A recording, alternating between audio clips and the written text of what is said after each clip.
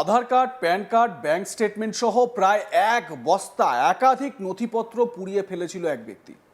এলাকাবাসীর সন্দেহ হতেই পুলিশকে খবর দিলে দুই ব্যক্তিকে আটক করে পুলিশ। কী কারণে বস্তা ভর্তি Aadhaar card, PAN card, bank statement পুড়িয়ে দিচ্ছিল, এর পেছনে অসৎ কোনো উদ্দেশ্য রয়েছে কিনা তা নিয়ে প্রশ্ন উঠতে শুরু করেছে। প্রশ্ন উঠছে, এসআইআর আবহে তাহলে কি বাংলাদেশিদের নথিপত্র পুড়িয়ে একেবারে প্রমাণ লোপাট করার চেষ্টা হচ্ছিল? সেই প্রশ্নটাও উড়িয়ে দেওয়া যাচ্ছে না। ঘটনাটি নদিয়ার শান্তিপুর থানার ১৩ নম্বর ওয়ার্ডের হাটখোলা পাড়া এলাকার।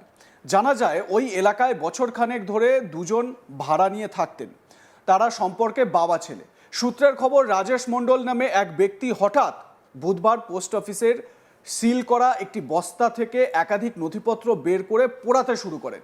তখনই পাশের দোকানদার এবং স্থানীয়রা বিষয়টি দূর থেকে দেখতে পান এবং তাদের সন্দেহ হয়। কাছে গিয়ে দেখে যেগুলো পুড়িয়ে দেওয়া হচ্ছে সেখানে তারা দেখতে পান আধার কার্ড, প্যান কার্ড এবং বিভিন্ন ব্যাংক স্টেটমেন্ট সহ একাধিক নথিপত্র রয়েছে। এরপরই স্থানীয়রা তড়িঘড়ি বিষয়টি শান্তিপুর থানায় জানায়। খবর পেয়ে ঘটনাস্থলে পুলিশ গিয়ে যেটুকু নথি অবশিষ্ট ছিল সেই নথি উদ্ধার করে এবং দুজনকে আটক করে থানায় নিয়ে যায়। স্থানীয় সূত্রের খবর, রাজেশ মণ্ডল নামে এক ব্যক্তি পোস্ট অফিসে চাকরি করতেন। সেই সূত্রে তিনি প্রায় ২ বছর ধরে শান্তিপুর হাটখোলা পাড়ায় বাড়ি ভাড়া নিয়ে থাকতেন, কিন্তু তার চাকরির বদলি হয়ে যায় আর তার বাড়ি বীরভূমে। সেই কারণেই সেই ভাড়া ঘরে যা জিনিসপত্র ছিল তার বাবা এবং একটি কাজের লোক নিয়ে এসে ঘর পরিষ্কার করতে আসে।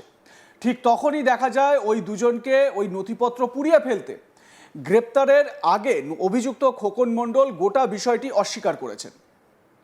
আপনাদের ছবি দেখাচ্ছি আমি, আপনারা ছবিতেই দেখতে পাচ্ছেন যে এলাকার মানুষের মধ্যে কিন্তু একটা আতঙ্কের পরিস্থিতি তৈরি হয়েছে এবং কীরকমভাবে আগুনে পুড়িয়ে ফেলা হচ্ছে সব কিছু সেইটাও আপনারা দেখেছেন। স্বাভাবিকভাবে এলাকাবাসীর মধ্যে কিন্তু একটা উত্তেজনা তৈরি হয়েছে। অভিযুক্ত খোকন মণ্ডল তিনি কি বলছেন, যার বিরুদ্ধে অভিযোগ, শুনুন তার বক্তব্য। তাহলে বাবা ওখানে জিনিসপত্র যা আছে নিয়ে চলে এসো। এই যে বস্তার মধ্যে একটাই আধার কার্ড, এটা ওরা তো বলছিল অনেক, একটা নয় আধার এরকম নথি প্রচুর। আচ্ছা, আমরা আরেকজন পোস্ট অফিসের লোককে ডেকেছি, আপনি দাঁড়ান, কথা হচ্ছে। ছেলে না, প্রচুর ডকুমেন্টস এর ভিতরে এই আধার কিসে কার্ড। কাজ করেন? আমি কাজ করি না। আমি পেলেন কোথা থেকে? আরে বাবা এখানে রাখা ছিল, এখানে ডেটগুলো দেখো রাখা ছিল মানে এতগুলো আধার কার্ড রিসেন্ট। এই দেখ সব আধার কার্ডগুলো রিসেন্ট, একদম কাগজ সার্ভিস মানে ডেলিভারি। আপনি কেন পড়াছিলেন রিসেন্ট আধার কার্ড? আধার কার্ড পোড়ায়নি দাদা, আধার কার্ড পোড়ায়নি, যেগুলো ইয়ে ছিল সেই গোটা।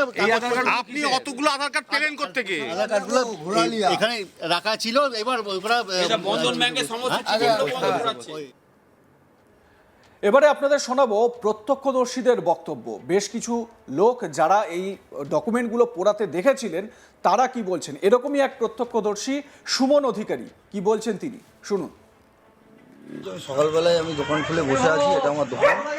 আমার দোকানের সামনে ওইভাবে পোড়ানো হচ্ছিল। কি পোড়ানো হচ্ছিল সেটা বুঝতে পারছিলাম না। কাছে গিয়ে দেখতেই দেখি সব আধার কার্ড, ব্যাংকের স্টেটমেন্ট, আরো অনেক রকম সরকারি নথি ওর মধ্যে ছিল।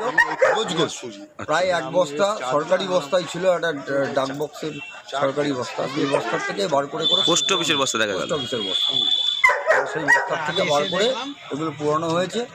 সেই পুরানোর পরে আমি গিয়ে কথা বলতে ওরা বললো যে আমার বাড়ি বীরভূম, আমার ছেলে এখানে চাকরি করতো, সেই সূত্রে ওর ট্রান্সফার হয়ে গেছে, যে কারণে আর কি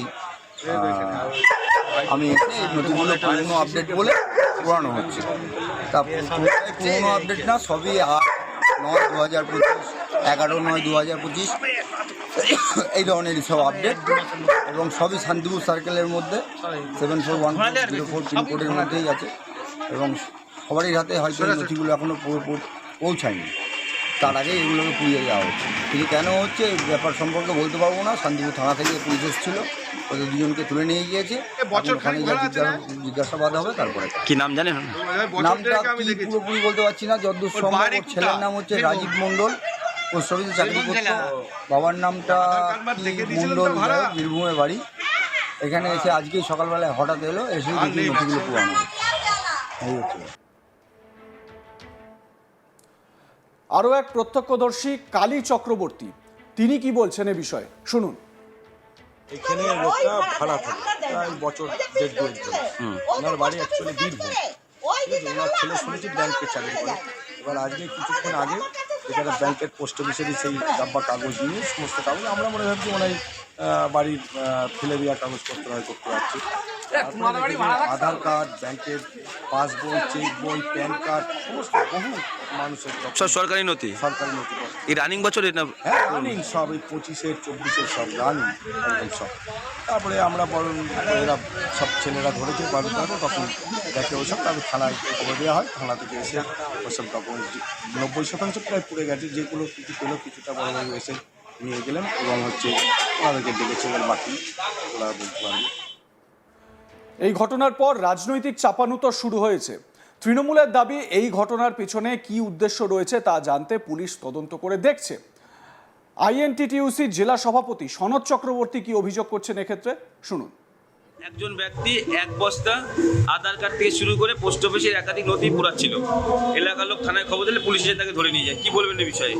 সেটা আমরা শুনেছি, পুলিশ তাকে অ্যারেস্ট করেছে। কোথা থেকে এই সমস্ত কাগজ সে পেল, কী উদ্দেশ্যে সেগুলো পড়ানো হচ্ছিল, পুলিশ তদন্ত করবে এবং আমার ধারণা এটার তদন্ত উদ্ঘাটিত হবে, মানুষ জানতে পারবে। পুলিশ সঙ্গে সঙ্গে পদক্ষেপ নিয়েছে এবং এর কীভাবে কোন চক্রের সঙ্গে জড়িত সেটা জানা দরকার। পুলিশ তদন্ত করছে, পুলিশ এ বিষয়ে আরও ভালো বলতে পারে।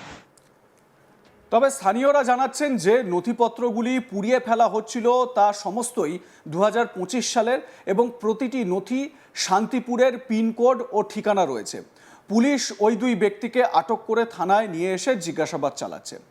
এবারে দেখুন, আমরা সবসময় যখনই বাংলাদেশ থেকে কোনো অনুপ্রবেশকারী এখানে ঢোকে, তারপরই এখানে কারা তাদেরকে ভোটার কার্ড, আধার কার্ড, প্যান কার্ড এ সমস্ত বানিয়ে দিচ্ছে, মানে ভারতীয় নাগরিকের হাতে যে সমস্ত ডকুমেন্ট থাকার কথা সেই সমস্ত ডকুমেন্ট বাংলাদেশিদের হাতে চলে যাচ্ছে, সেটা তো তারা নিজেরা করতে পারছে না।